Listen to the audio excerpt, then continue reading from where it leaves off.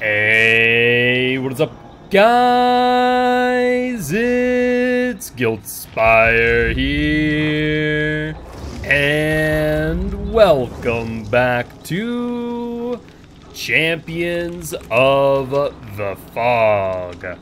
We are here today for Milkshake Mafia versus Travesty in round number 7. We are, like I said before, really close to the end of Season 1 and getting that much closer to this season's playoffs. That being said, I am joined by me, myself, and I, as I'll be your co-host today, Mark, aka Giltspire. We're going to be starting off on the Groaning Storehouse, this time with Milkshake Mafia Fallen Ryan as the killer, and Travesty as survivor. So we'll have to wait and see what Fallen Ryan decides to bring to the table, as I imagine against a team like Travesty, we'll probably see some heavy hitters from Milkshake Mafia.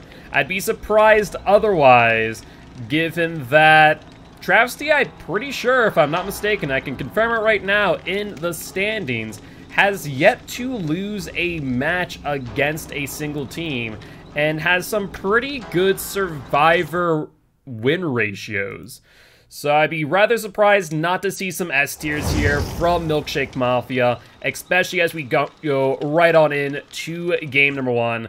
And especially when you consider Groaning Storehouse, which, as we've seen before, is a rough killer map. So you need a lot of mobility, a lot of pressure, and we'll have to basically try and get that 4K as soon as possible. Or, at the very least, just go for the 2K. If you're not on a killer-sided map, go for the 2K and hope for the best in that moment.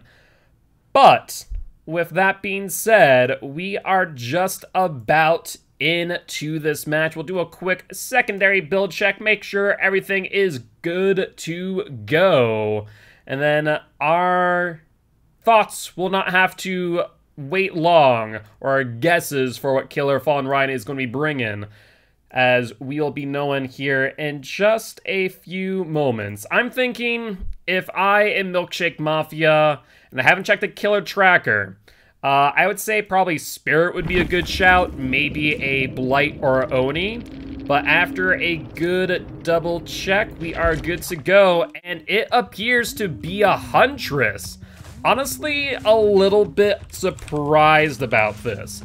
Huntress was seen by Travesty last week, as well as we did have them run it against their former opponents on the Suffocation Pit. To see it here now is a bit surprising, though. I know Fallen Ryan does enjoy some Huntress. At the same time, this is a bit of a interesting choice, as they do lack mobility, though they do make up for it in range.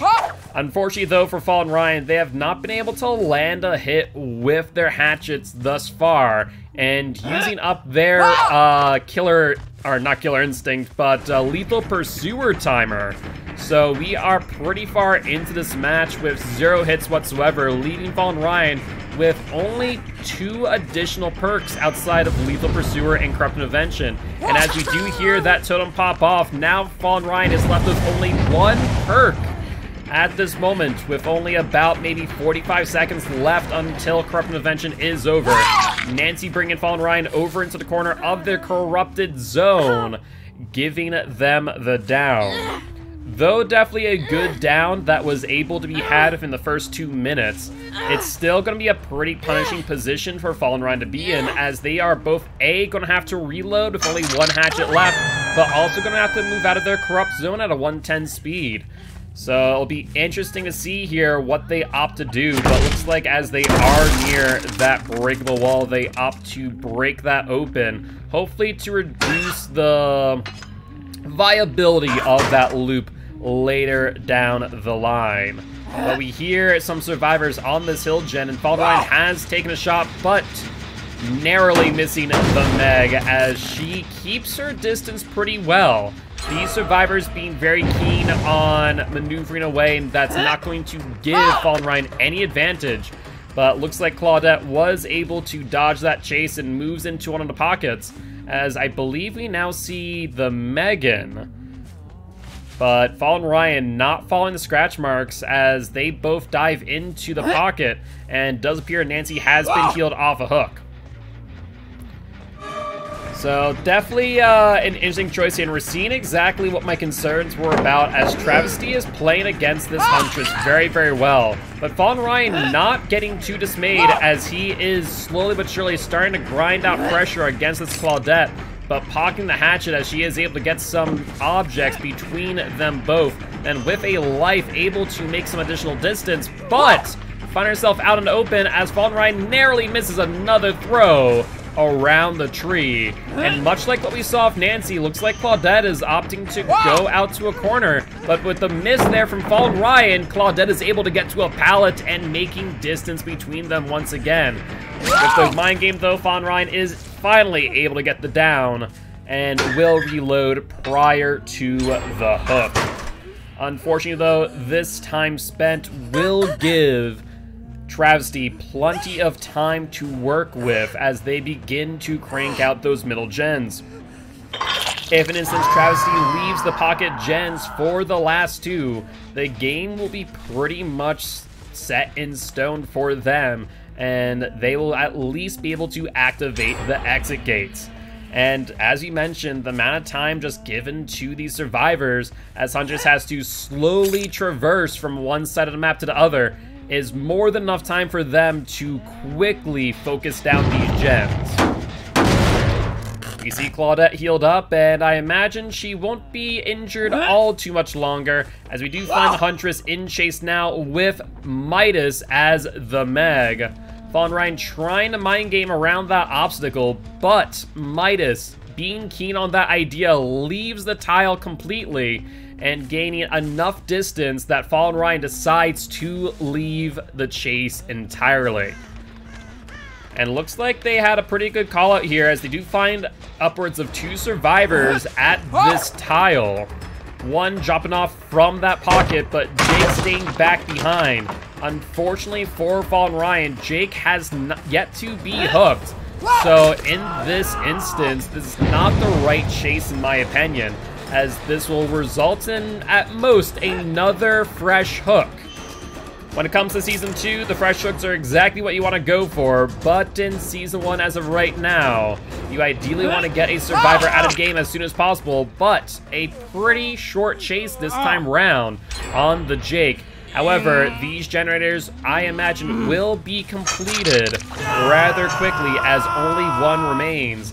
And with the remaining gens in a pretty uncomfortable position for Fallen Ryan, I do believe that this game will be over. It now all depends on how many survivors are able to escape. Will this result in a 3-man out, or will it result in a 4-man out? And will Fallen Ryan even give them a chance to unhook the Jake at this point in time? There's also the real possibility that Travesty is using Deliverance to their advantage, but it would appear that Jake gets unhooked by someone else, as I do believe Claudette is here with Fallen Ryan over in this pocket.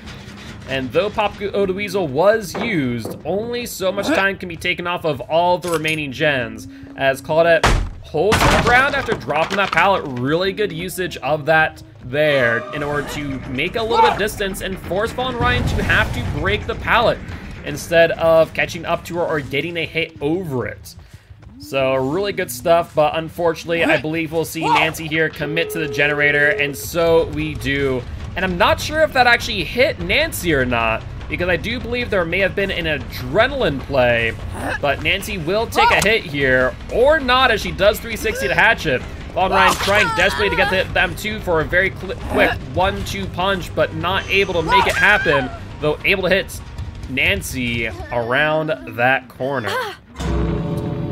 With that, we do hear the exit gates open, and I foresee a 3-man out at the very least. And now all depends on whether or not Travesty is going to try and go to 4-man out, but with the 2 healthy survivors leaving and Jake still injured, I think that will be that. And the total points at the end of this match is 38 points for Travesty to 19 points for Milkshake Mafia. So, pretty good attempt there, to say the least. Do I think that it was the right call for Huntress on this map? Probably not, but still hard fought nonetheless. With that being said, we'll be moving into game number 2, this time with Travesty as killer on the Groaning Storehouse. So what do you guys think there overall? I think all things considered, Fallen Ryan against their opponents did a pretty decent job. Though I do feel like the lack of mobility granted to them by a range killer like Huntress being 110 definitely did hurt them more than it did help them, which was my main concern from the start. I imagine a lot of people in chat probably have some similar feelings, but either ways, good showing. So, it looks like our killers today might be Jake or Hamdan. We'll have to wait and see on which one will be killing first on the Groaning Storehouse. But, with that being said, as we do wait here momentarily, when does Zubat play? Don't think we have Zubat in the mix here, Jack, but definitely would love to see some Zubat. 5-hook stage is decent for Huntress. I would definitely agree. And at the end of the day, it's only a 19-point difference, so it's not the end of the world, I will admit. I think there definitely is a real possibility of Milkshake Mafia bringing this back, so I definitely think that would be a pretty, good place for them to start. It really now comes down to if the Survivor side can, rebuttal with either a 3 or 4-man out. Schedule Zubat? We'll have to see. Who knows what we have in store for Season 2. But I believe we're still determining who the killer shall be for Travesty. But as we are kind of having a quick break between these matches, let's talk about the upcoming update on Tuesday. What do you guys think? Do we think we're going to see more changes made to from PTB to live? As we do have some really controversial, additions to Dead by Daylight. Whether that be boon totems, built to last, or otherwise being added. But it does look like we have Jake as the killer, so we'll have to see what they bring to the table. But at this point in time, Milkshake Mafia is able to join the lobby at their leisure. Hello there, Cheese. How you doing? Hopefully you are doing well.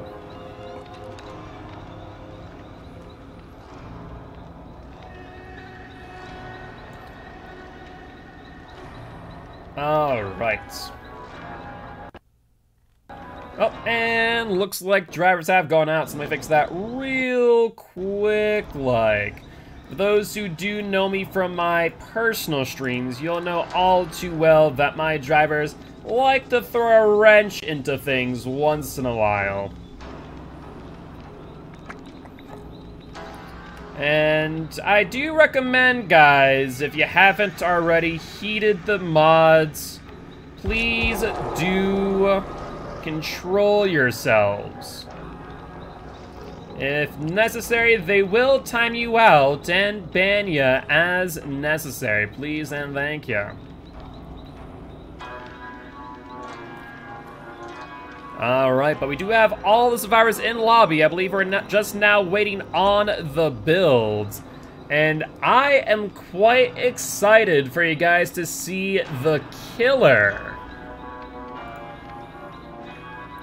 Because this one will be interesting, and if I'm not mistaken, a first in COTF Season 1, if I'm not mistaken, is Noob 3 playing tonight.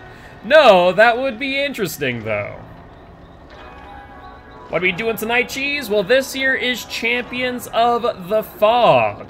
This is a Dead by Daylight competitive league where we pit competitive teams against one another and see which one comes out victorious. Tonight we do have Travesty versus Milkshake Mafia. You think Dowsy's playing tonight? Ooh, you know, that would be cool. Honestly, I would kind of love if we could ever get some of the bigger name content creators here in COTF. That'd be actually a pretty cool experience. I know that a lot of them did play comp at some point, whether that be Atstarva, whether that be Dowsy.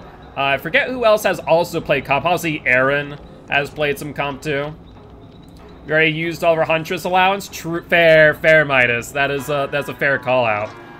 But I'm quite excited for what you guys are bringing. Not going to spoil anything, but I have seen the build, and I am intrigued. Very curious to see how it's going to work out.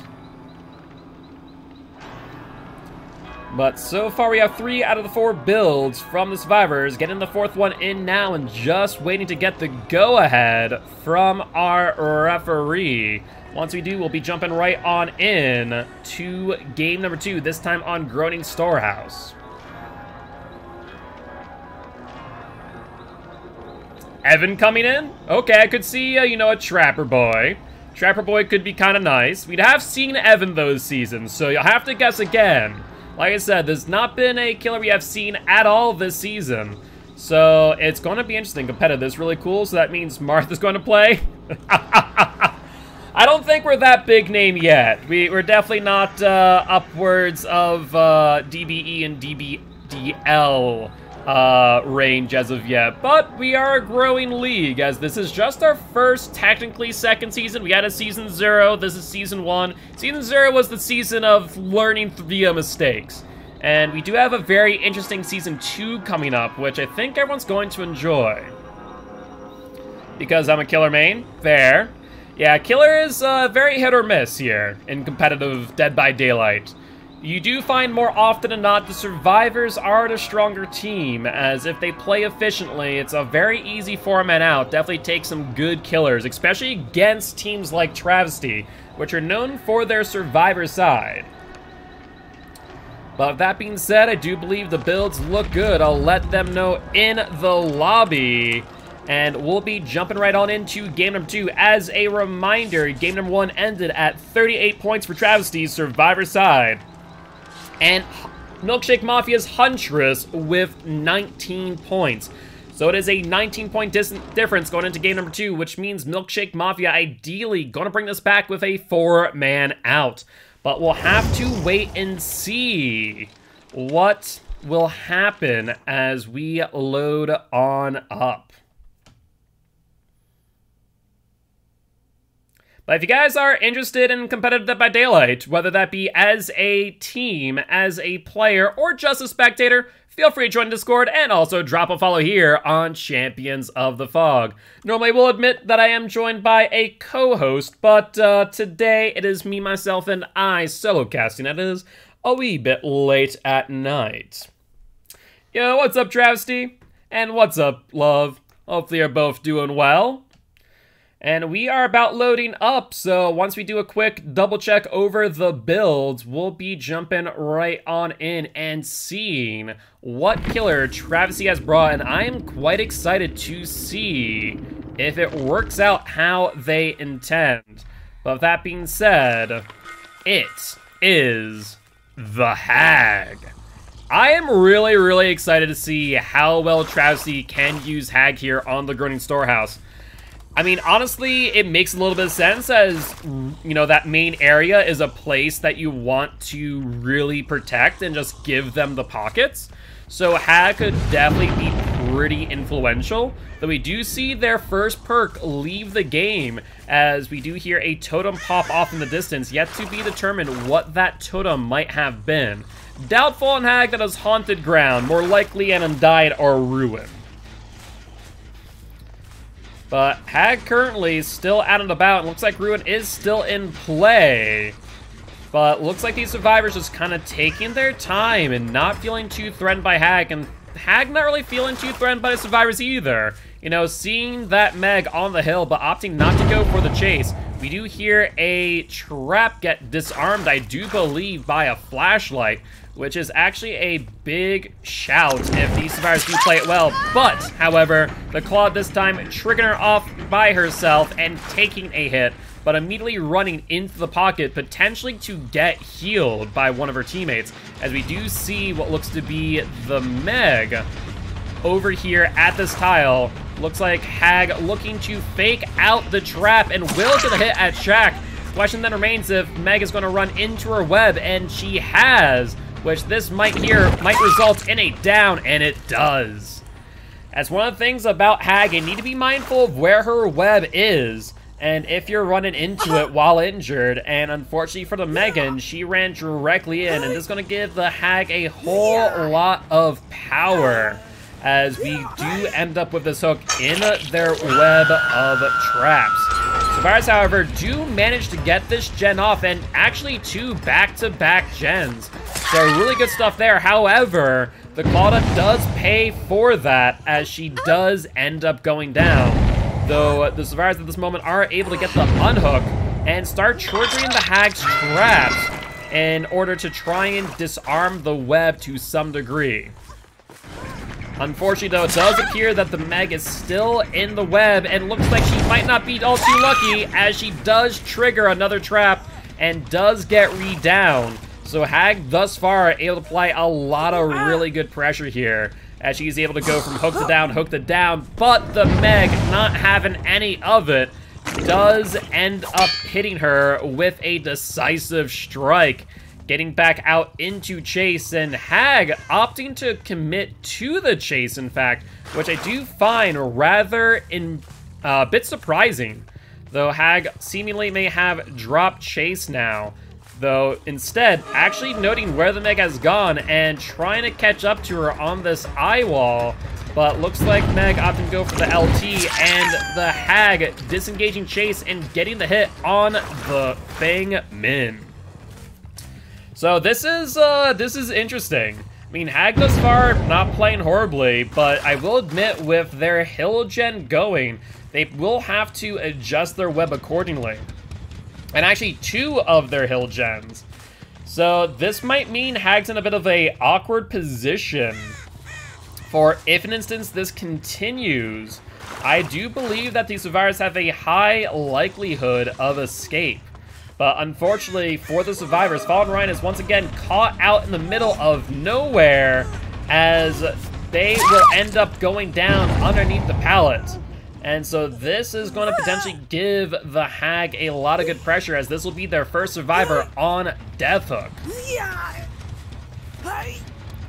I think, realistically speaking, in the instance that the Meg does get off this hook, I think she needs to just go to a pocket, get healed, and not come back out until the end of the game when they attempt an escape, because Hag here, very, very keen on getting the survivor out of the game and trying desperately to get this Feng Min to pop off that trap, but being keen on that idea, but will get hit after all, and commits to the unhook. Unfortunately, though, Meg will be going right into the lion's den, as we do see another trap activate, and BT will be taken from the Meg.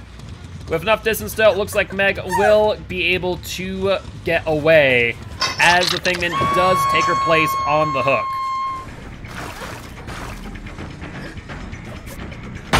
So this is actually pretty interesting.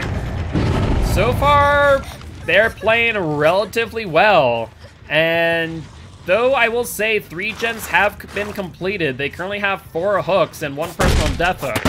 I think if they're able to keep up this pressure, they might be able to I'd say at least get a 2K. I'd be surprised about the 4K, but we'll have to wait and see as the game continues, as the Hag is a killer of attrition. She is not one that wins all too rapidly, at least not in usual circumstances. It does appear that she does get clawed down on the ground, and going for the immediate pickup, recognizing that Claudette is also a potential threat. And Nancy ending up in the face of the Hag as she tries to recycle the trap and will take a hit because of that. Rusty Shackle is doing a lot of good work to basically ensure that the survivors are not aware when or when they do not trigger the trap. To be fair, I personally don't care for Rusty Shackles all too much, but Hag making it looking pretty good right now. Not really having to worry about the Phantasm camera flick against these survivors. With the slug plus the person on hook, it looks like we're going to see a bit of a proxy and or camp from the Hag. I do want to note, however, that it does appear that Claudette might have camaraderie, as that hook timer is pretty slow. So this could be pretty significant for this virus, but with only the Fangmen being healthy, it's going to be difficult for them to either go in for the pickup and or the unhook. But it does appear that Fangman's able to make it work, and as we did see earlier, she does have BT. As long as they're able to avoid the Hag's traps, they should be able to get some distance here, but unfortunately, they are in the thick of it, as Fangman does go back down, and Hag now with 2, almost 3 survivors on the ground, as Claudette runs very narrowly into a trap, but Hag not even needing it. So now the question is, will the Hag go for the 4-man slug, or will they just decide to start hooking? Honestly, here, they have 2 people on death hook. One of those people are currently on the ground. And I would imagine pretty good chance of Unbreakable being in play here, as we do see the Claudette pick herself back up, and the Nancy as well. The only person still left on the ground is the Fang Min, who will be put back on that hook, which has seen a whole lot of action here. It does appear, though, that they do get that 5th generator, and something happening. I think that, I'm not sure what's happening here. What is happening here? Looks like Pastry Master ended up DCing. I'm not sure if that was a error code or what, but I'll have our ref check on in with Milkshake Mafia and ideally get a screenshot or picture of that. Unfortunately for Milkshake Mafia, that will result in the hook plus progression at this point in time. Definitely a little bit odd, but we'll have to see if it's DBD being DBD. One way or another, though, that is another survivor out of the game, and it looks like we do see No Way Out. So now survivors having to heal up and potentially try and escape before No Way Out, or after No Way Out is fully on cooldown.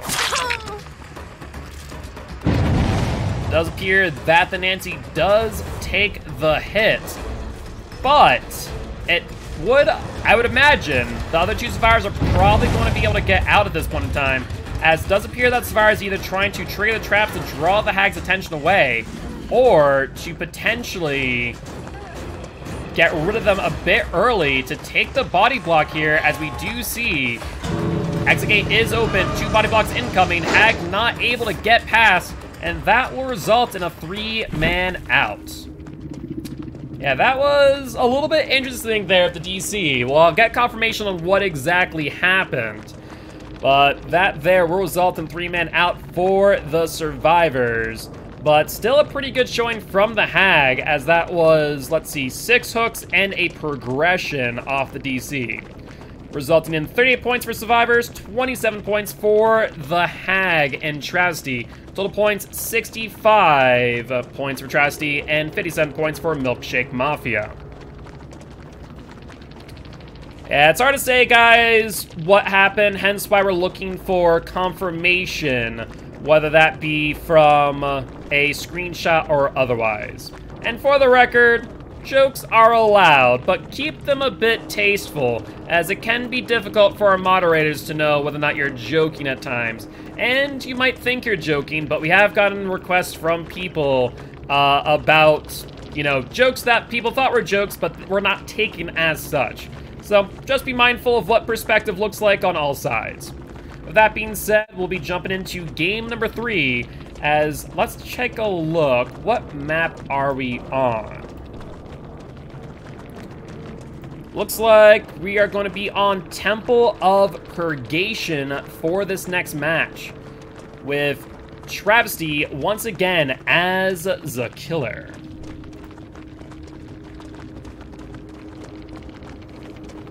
So, question then remains, are we going to see Hamdan? Are we going to see Jake once again on the Temple?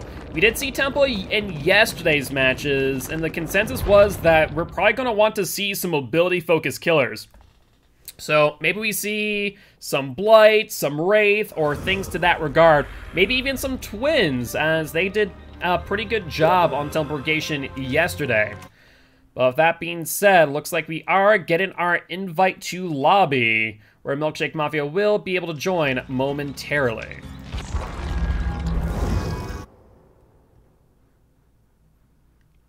And let's take a look. If we could get confirmation from Travesty's team that this invite was accurate. Otherwise, this might be someone else that I'm unfamiliar with. Either ways, guys, what do you guys think of that match? Is RDN's lobby? Okay, it's Icy. Sounds good, sounds good. Thank you much for the heads up, as I did not recognize the name, to say the least. But it does appear that we have Icy from Travesty as the killer on game number 3 for Travesty. And Milkshake Mafia will be joining here momentarily.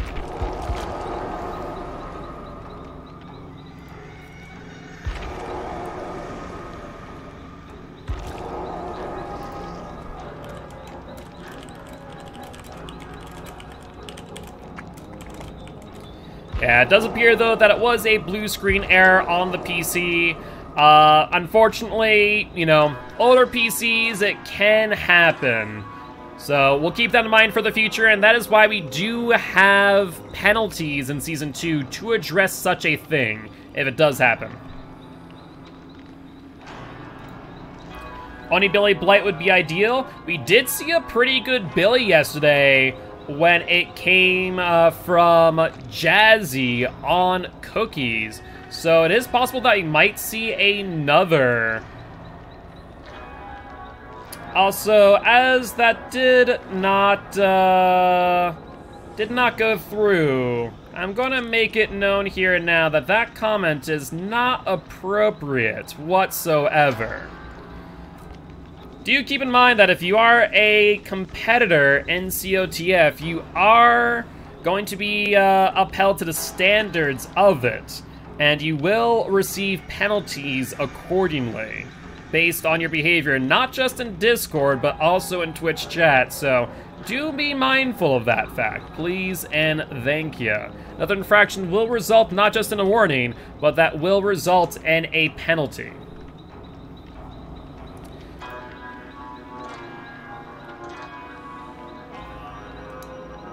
But with that being said, we do have 3 of the 4 survivors in, and we'll be waiting on the 4th one as we speak.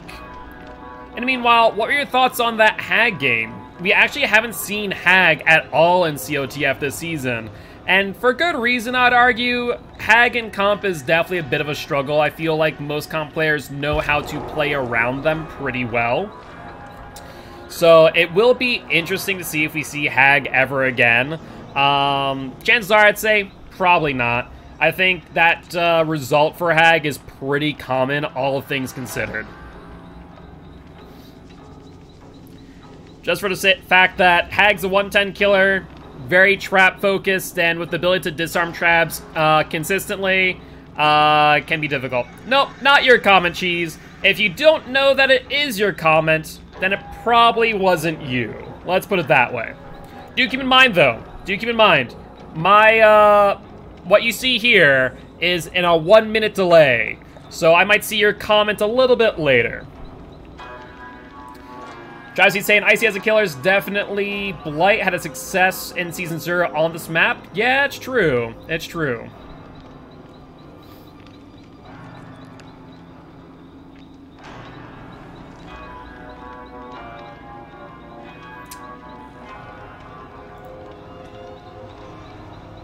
The Hag was not so super impressive. Yeah, I would say it's a pretty good showing of Hag.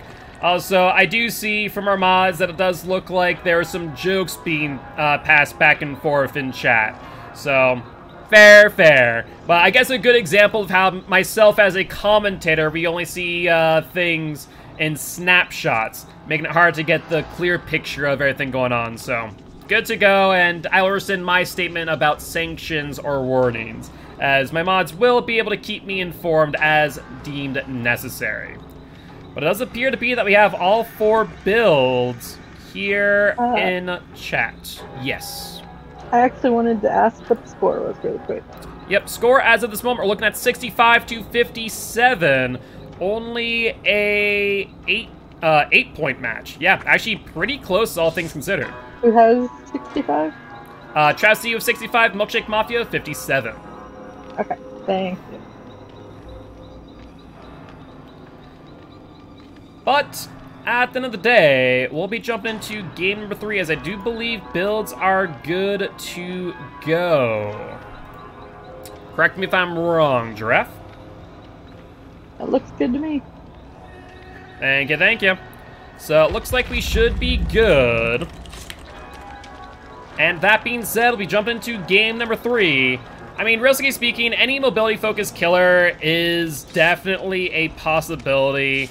I personally don't care for Blight all too much on this map, but some people will disagree with me. I would love to see another Billy, all things considered. I also think Wraith, especially pre-nerf, is definitely a shout. But that being said, we won't have to wait long to find out, and I mean, even if it is a Blight, it's going to be difficult to play against Icy's Blight, as they have shown what they can do, and they can play pretty freaking well. So, honestly, I think if it is a Blight from Trasty, Milkshake Mafia is going to be in a world of hurt, unless they've been practicing against some Blight, which I will say, good teams that know how to play against Blight, it definitely can be difficult for the Blight to do much. If you're playing around those tight tiles and forcing it into M1s, it definitely can be a wee bit difficult. With that being said, after a quick double check on the builds, we'll jump right on in, and it is sure enough the Blight. So, very curious here what we have in store. We once again do see Corrupt Intervention, as Icy is currently on the prowl for some survivors. The spawn logic on this map is a little bit leaves a lot to be desired, but Icy able to find the Meg pretty quickly here.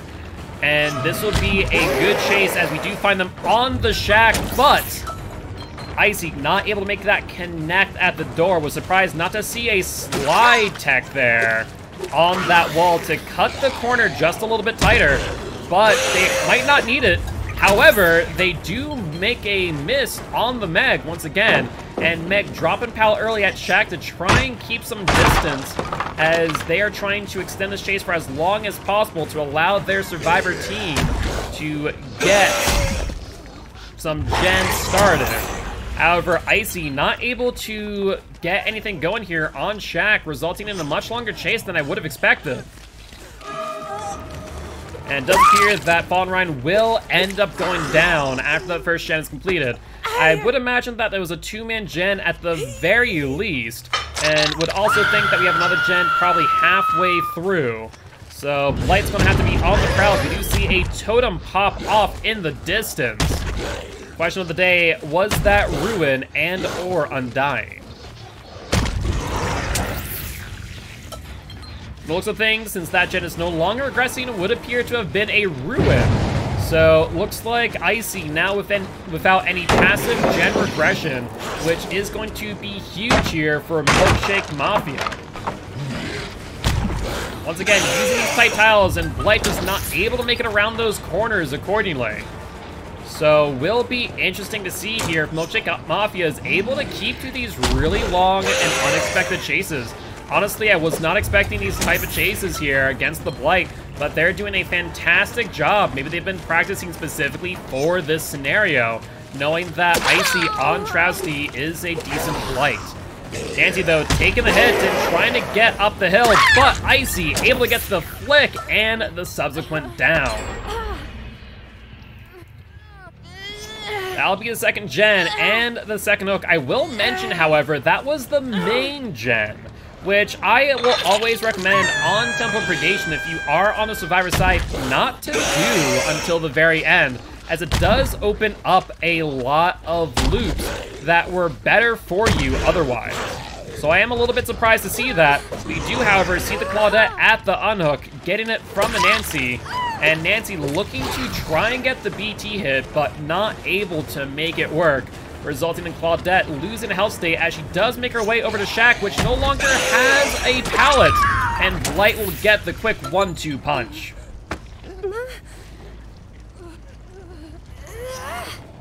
So that'll be 1 for 1 on hooks to gens, which in pubs might not be bad, but in comp it definitely is a weak position to be in. If Milkshake Mafia is able to continue the pressure that they have applied thus far, I think they're going to be in a pretty well-off position.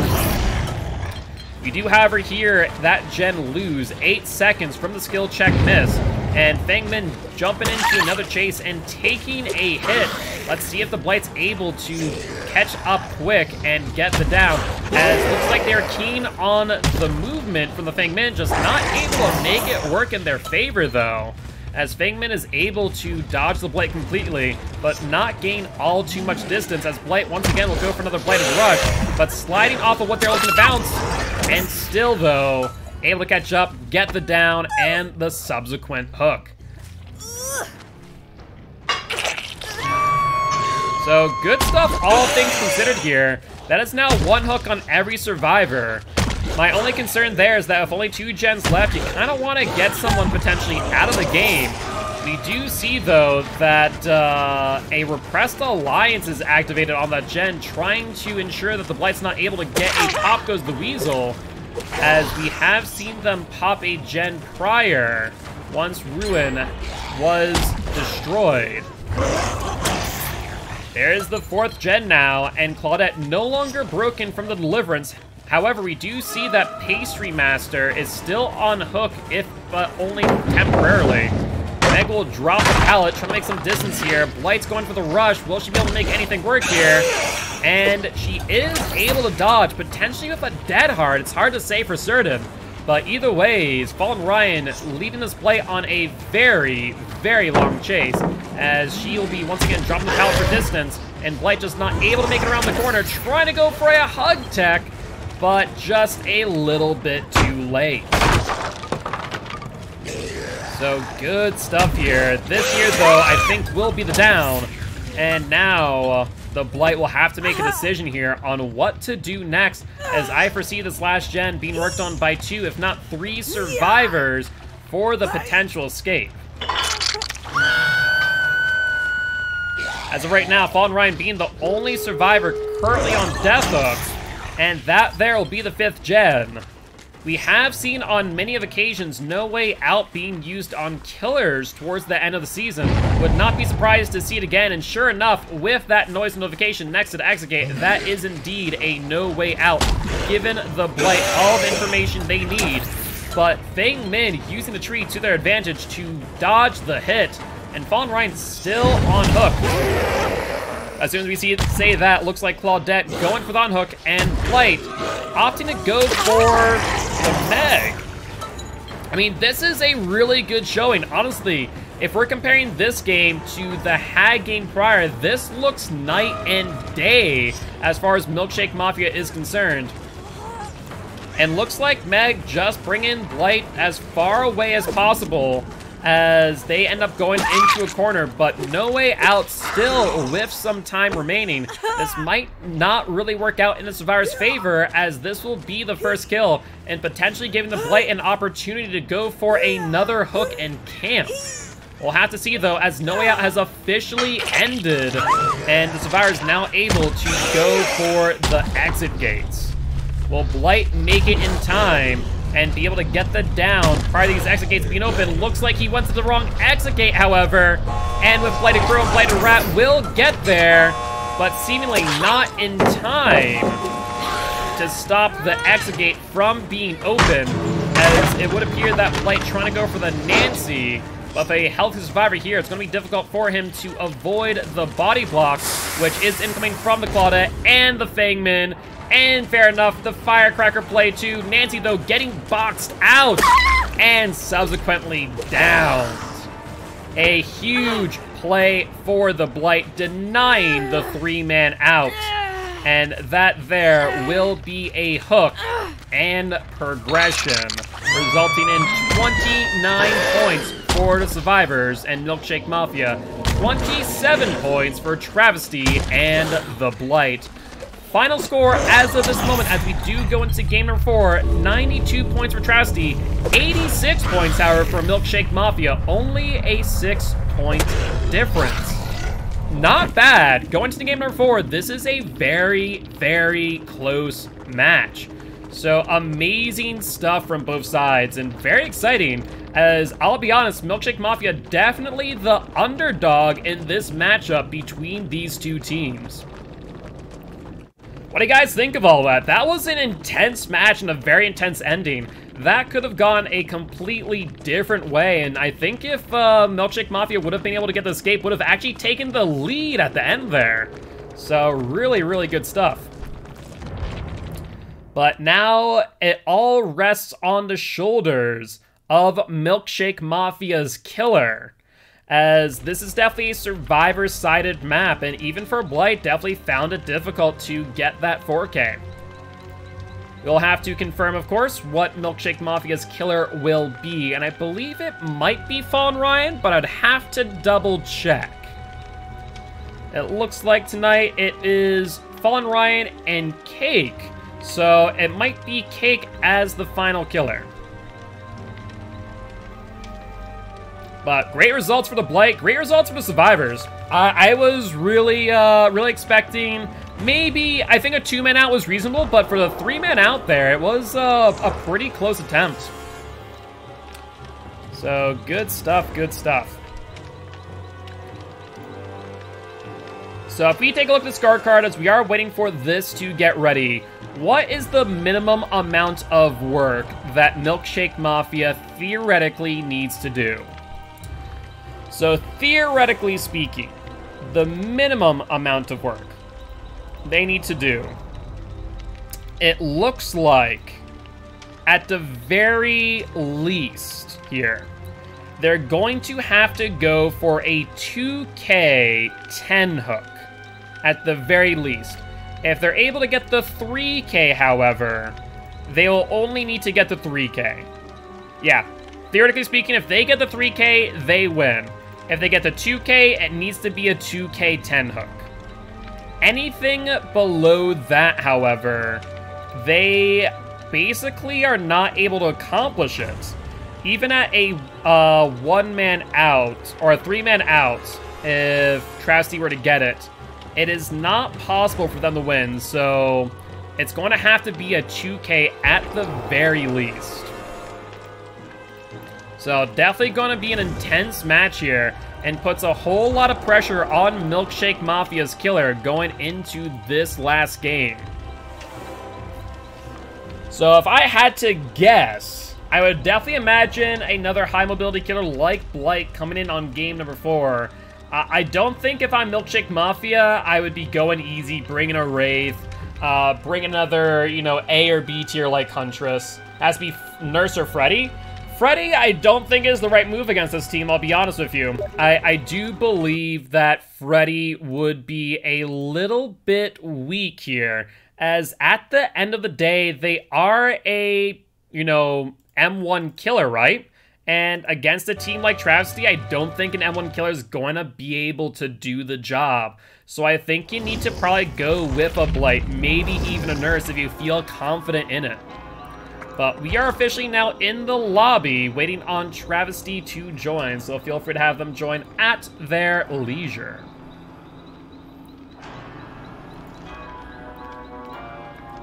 So, seen some people say another Blight, seen some people say maybe Freddy or Nurse, something to shut down every chase with a solid Nurse or a Map Pressure Freddy.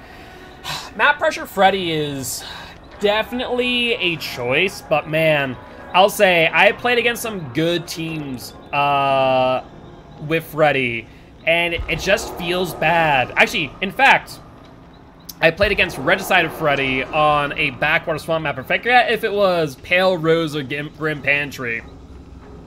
But he isn't the same as he was anymore. He's still good. He still has the majority of his kit. And I don't even think that the nerf to his Dream Snares are really what hit him. I think it's just people have learned the fact that he's not as much of a threat as he really is. Which it was always my opinion. Yeah, I would say, you know, Pyramid Head could be a shout.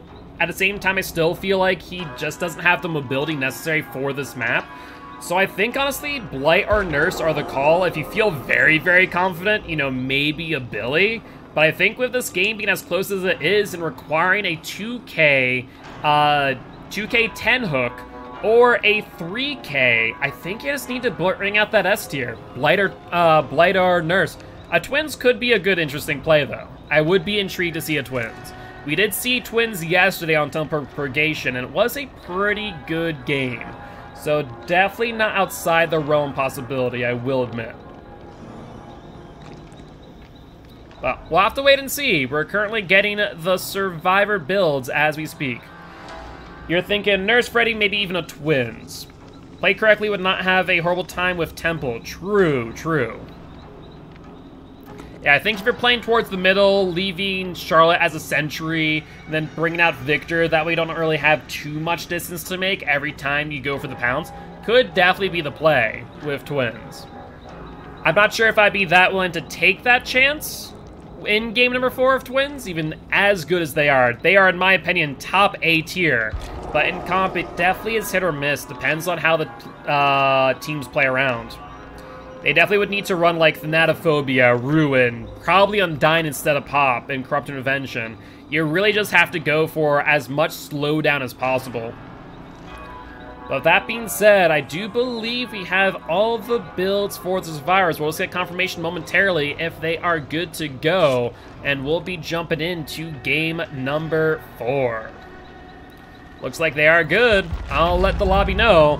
And we won't have to wait long to debate this much longer. And I do agree, because the elevation changes, Temple could be pretty weak, especially towards main. The thing is with Pyramid Head, unlike some others, if there's just a mild elevation change, his Punishment of the Damned is nigh unusable. So it definitely would be difficult to make it work in their favor. As much as I do love me some good Pyramid Head, especially right now though, as his animation is a little bit bugged out.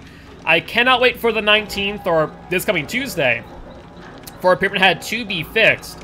However, I will admit that they did remove his M2 strafe. Before, with his Punishment of the Damned or Trail of Torment, you were actually able to strafe left to right momentarily when you did Prime Punishment, but you're no longer able to, at least not in the PTB, which I'm quite disappointed about. I really did love that ability, and resulted in a good number of downs accordingly. So we'll have to get used to not having that in my arsenal, as Pyramid Head is one of my go-to comp killers. Yes, Pinhead is banned this season. The way it works is that when we have new content added mid-season, it does immediately get banned, just for the sheer fact that it could have different bugs or complications associated with it. If Milkshake Mafia were to bring a trickster, man, I would be surprised. That would be an interesting play for sure. I would be quite surprised about that. But with that being said, we are loading in as we speak. And after a quick double check on the builds, looking good to go, it is a Blight. So Milkshake Mafia answering Blight with Blight. Let's see if they're able to get that 2K10 hook, or if they'll be able to get the 3K. Like I said, those are the only possibilities of victory. Anything less than those two options results in a point-blank loss. And Ace already in chase with the Blight. Blight trying to mind game the Ace to no avail. And in fact, Ace with a really good Dead Hard earlier to extend the chase. Without that Dead Hard, it would have been a awkward position. Blight, though, trying to go for some bounces here and gets the Insta-Shred on the pallet, surprisingly. Honestly, that type of tile Ace could have probably played around without having to use the tile. And somehow dodging the hit there. Blight, unfortunately, not able to get the down accordingly and sliding off the wall as they do get the hit off the Tinkerer. But having that first gen there already tinked is definitely a less than ideal scenario. But Blight looking to just walk in this hit, find themselves with a pallet in front, and Tinker once again off in the distance, but Blight winning a chase this time round. But losing their first and potentially second gen as they only have a few more moments before it does pop off. A very, very good start with these survivors. There is a ton of detail in this Blight skin, I will admit. I love the skin to bits. But I'm sure the Blight is not exactly fond of their current position, as this is their only hook with 2 gens already completed before Corrupt Invention ends. And if you're looking at face value, 2 gens is not, you know, that much value at the very start, but 2 gens before Corrupt ends is huge. So definitely a very good start here by the Survivor side. And they're definitely going to be playing it safe, I think, here. Understanding the stakes that this game has, but Blight getting a very nice drop down on the Ace, getting that hit accordingly, and Blight hopefully remembering that Ace does have a Dead Hard available to him as they do begin to rush, but Ace not able to get the Dead Hard off or not having it available, as we do see another Tinker proc. In the meanwhile, Blight needs to hook real quick to be able to get to that in time, but I think this is going to take a little bit too long, and Survivors more likely than not going to commit to the gen or the 3rd gen of the game. Sure enough, there is the 3rd gen. Looks like Survivors did leave a little bit early. I'm actually quite surprised about that, but it looks like Nancy taking her time here and trying to play Shaq against the Blight. This is actually a great position for Blight to be in, as we do know that rune is still up, and getting a nice mind game at that pallet, getting both the pallet and the hit all together in a good 1-2 punch. Nancy once again dropping pallets, and Blight trying to get the hit, but not able to make it connect. Blight will break out and force Nancy back to Shaq, but Nancy now out in no man's land, trying to desperately get away from Blight, as most of the pallets in this area have been destroyed. Tinker, however, pops off once again, and I get a feeling that there's 2 survivors on the Shaq gen. Will Blight be able to get there before the survivors complete it? However, another Tinkerer back to back. Blight deciding to slug out the Nancy and try and pressure the gens. I understand the decision-making, but this is going to be difficult for them, to say the least, and they definitely need these hooks as soon as possible, as we do see the gen was being progressed all the while, suggesting a second survivor was also here at Shaq. Blight, though, once again, desperately trying to get this down and try and get some snowball pressure, but just not able to make these chases short enough as they go around the corner, getting the down on the Meg. Looks like opting to go for survivors who have already been on hook at least once. So, actually, really good heads-up play there by Blight. Understand that they need the 2K10 hook or the true 3K. But Blight just not able to get around these obstacles here, as they do end up finding the Ace, and this is an amazing chase, as if they can get the Ace on the ground, this is a perfect opportunity to hook, as Ace has been hooked once already. but it looks like Blight opting to change targets and going for Midas the Meg, as we do see Ruin get cleansed. So before, Ruin was doing its job and pretty much keeping the Blight in the match, but now with Ruin gone, the Blight is going to have to focus on getting downs, as unless they have an additional gen regression perk available to them, it's definitely going to prove difficult. But Blight getting a very cheeky hit through that pallet on the Nia. Once again, I don't think this is the right chase. I think with Nia not being on hook at all, you don't exactly want to commit to this all too much, as Nia is not exactly what I refer to as a priority target, as we do see another Tinkerer off in the distance. But Blight not opting to disengage chase, as we will see that gen pop off here in just a few moments, as there were 2 survivors on that gen. Definitely hard fought for Blight here, and they are able to get the down on the Nia, just narrowly. But that will be first hook for Nia, so at this point in time, if Blight's going for the true 3K, they're going to need to get another 1, 2, 3, 4, 5 hooks in order to get it. And at that Tinker off again on the last remaining gen, Blight does appear to pop goes the Weasel. And so far, no additional Tinkers have been procced, and Blight going back to the hook, possibly going after the Nia before she gets healed. However, they end up finding Midas, which is a huge find for the Blight. And looks like they will opt to go for the chase on the Megan, and will go for the Blighted Rush here, and does get the down.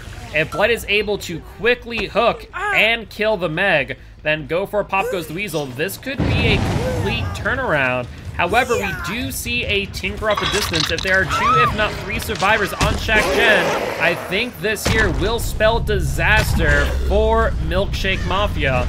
And sure enough, we only see the Nancy. Blight will once again pop this gen, taking off 20 seconds. But I would be hard-pressed to imagine that there isn't another gen that these survivors are working on and are close to completing, as we do see another Tinker off in the distance. I think that is a good play for 2 reasons. A, I'd imagine 2 survivors on this last gen, and B, the sheer fact that Nancy is just not a good party target, as we do end up seeing that hit on the Nia. And looks like I was wrong. Looks like Ace did not have Dead Hard. Looks like Nia did. I could have sworn that he Dead Harded earlier, but would explain why he didn't Dead Hard earlier in the match, or later in the match. Must have just been a trick of the light, as we do see Nia ending up going down, and this will mean that the Blight needs to get another hook on Nia and then 2 hooks on Ace. I think, unfortunately, that just isn't going to happen, as Travesty is going to be on these exit gates and have already got them 99. Looks like Milkshake Mafia going back to the hook, but I don't think this is a wise decision. To be fair, going after Nancy wasn't exactly going to reap any benefits either. And I think as long as the Ace gets out, this here will be a game over for the Blight. And would appear that camaraderie is activated on the Nia, I would like to mention, as the hook timer has been slowed down, suggesting that either Nancy or the Ace are within distance of the hook to have it activated. The question then remains if this really matters, as I think Blight is just going to secure the kill. That there will get them the additional 3 points from the progression, and if it weren't for any additional escapes, that would mean a lot. However, Travesty getting an additional 9 points, resulting in 29 points for Travesty, 27 points for Milkshake Mafia, resulting in a final score of 121 points for Travesty, 113 points for Milkshake Mafia. So congratulations, Travesty, and GG well played to Milkshake Mafia. Not bad, not bad at all. And a much closer match, all in all, in the end than I personally was expecting with Travisty's prior record. So, great stuff on both sides overall, I have to admit. Yeah, at that point... I just wanted to let you know that the Nancy actually had camaraderie, not the Nia. Why did it seem like the timer was so slow? Maybe it's just because I'm talking and my mind's just going a mile a minute. Maybe time just seems longer for me. You know, having to fill a full minute of time as we watch that bar go bit by bit. But yeah, good shot on that too. Oh, for sure. It's watching a pot of water boil.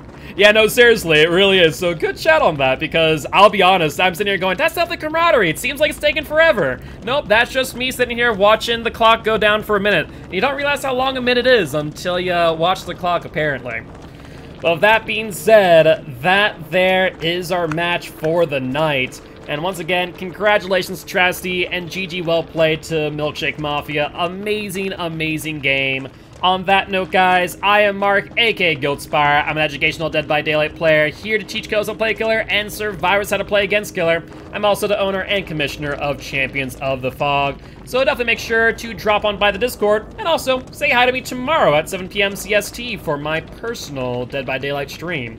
But on that note, I'll see you all next Saturday, as we do have more matches in store with, let's take a look, 10 AM Monarchy versus Undying Alliance, 12 PM Object of Depression versus Sample Text, 2 PM Cerebral Assassins versus Regicide, 4 PM How Do We Get Here versus Prestige, and finally 6 PM Cookies versus Immortal Alliance. So definitely make sure to be there. On that note, guys, I'll see y'all next time. Bye-bye!